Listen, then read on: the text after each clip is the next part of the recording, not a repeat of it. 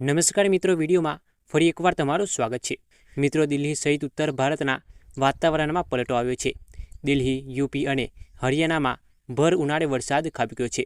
અલગ અલગ જગ્યાએ ભારે વરસાદના કારણે પાણી ભરાયા છે, તો રસ્તાઓ પાણી થઈ જતા દિલ્હીવાસીઓ પરેશાન થયા છે। દિલ્હી ઉપરાંત હરિયાણા, રાજસ્થાન, યુપીમાં પણ માવઠું પડ્યું છે।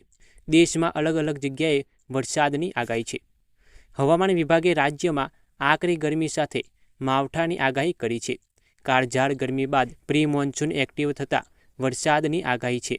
3 થી 6 મે દરમિયાન ગુજરાતના વિવિધ જિલ્લાઓમાં વરસાદ વરસશે।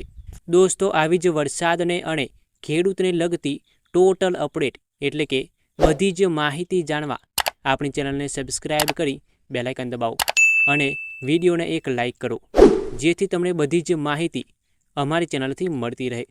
ધન્યવાદ।